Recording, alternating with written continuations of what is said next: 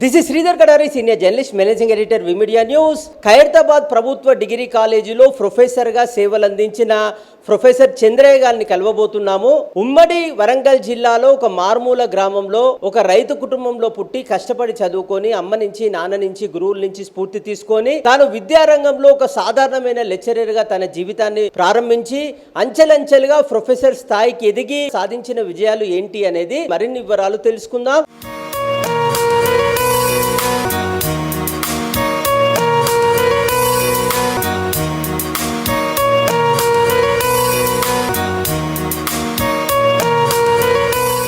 ఐలా చంద్రయ్య. నేను ఉమ్మడి వరంగల్ జిల్లా మారుమూల గ్రామమైనటువంటి చీటూరు గ్రామంలో వ్యవసాయ కుటుంబంలో పుట్టాను. ఐలా బీరయ్య, ఐలా మల్లమ్మ. నాన్న సాయం చేసేవారు. ముందు కష్టపడి సేవను అందించాలి. మనం ఎంత కష్టపడితే, ఎంత సేవ చేస్తే అంత అభివృద్ధిలోకి వస్తాం అనేది ఒక ప్రగాఢమైనటువంటి విశ్వాసం. మా నాన్న కంటే మా అమ్మ ఎక్కువ. నాన్న యొక్క అభిరుచి నాకు అంతగా తెలియదు, కానీ అమ్మ నుంచే పూర్తిగా స్ఫూర్తి పొందినటువంటి వ్యక్తిని. నేను 10th క్లాస్ జనగామ జిల్లాలోని, ఇప్పుడు ప్రస్తుతం జనగామ జిల్లా, అప్పుడు జనగామ తాలూకా ఉండే, అందులోపల ప్రెస్టన్ ఇన్స్టిట్యూట్ అనేటువంటి ఒక హై స్కూల్ లోపల నేను చదువుకున్నాను. ఇంటర్మీడియట్ జనగామ, ఇప్పుడు ప్రస్తుతం మళ్ళీ అగైన్ జనగామ జిల్లా, ప్రస్తుతం అప్పుడు ఉన్నటువంటి జనగామ తాలూకా లోపల గవర్నమెంట్ జూనియర్ కాలేజీలో నేను ఇంటర్ విద్య పూర్తి చేశాను. డిగ్రీ హైదరాబాద్కు వచ్చేసినప్పుడు సర్దార్ పటేల్ కళాశాలని మనం సికింద్రాబాద్లోని పద్మారావు నగర్ లో ఉంటుంది, అక్కడే చదువుకున్నాను.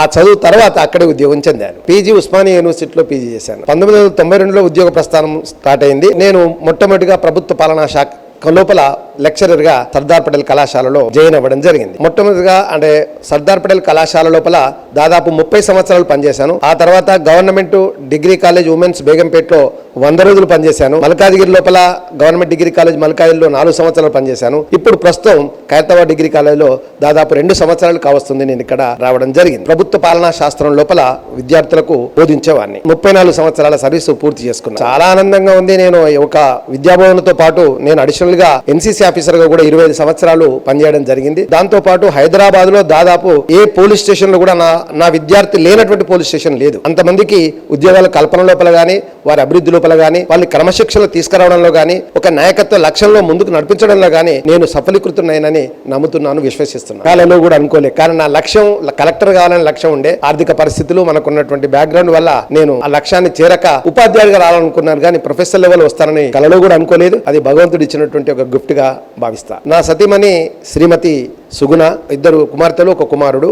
అనుష, శ్రీకరి, శివతేజ. పిల్లలిద్దరూ ఐటీ ఉద్యోగం లోపల ఆడపిల్లలు ఉన్నారు. మగపిల్లవాడు వాడు పైలట్ గా శిక్షణ తీసుకుని ఇప్పుడు ఉద్యోగంలో వెళ్ళడానికి రెడీగా ఉన్నాడు. నా విజయాల ముందు తల్లిదండ్రులు, తర్వాత సమాజం, కుటుంబ సభ్యులైనటువంటి భార్యా పిల్లలు కూడా నాకు తోడుగా ఉన్నారు. కాబట్టి వాళ్ళందరికీ కూడా ఇది చేకూరుతుంది. నేను సాధించినటువంటి విజయాలతో పాటు నేను రాణించినటువంటి కళాశాలలో పనిచేసినటువంటి అట్టడుగులు ఉన్నటువంటి అటెండర్ నుంచి ఉన్నత స్థానంలో ఉన్న ప్రిన్సిపల్ వరకు కూడా ఉన్న ప్రతి ఉపాధ్యాయుడు, ఉపాధ్యాయేతర సిబ్బంది అందరూ కూడా సహకరించారు. వాళ్ళందరికీ కూడా ప్రత్యేక ధన్యవాదాలు తెలియజేస్తున్నాను.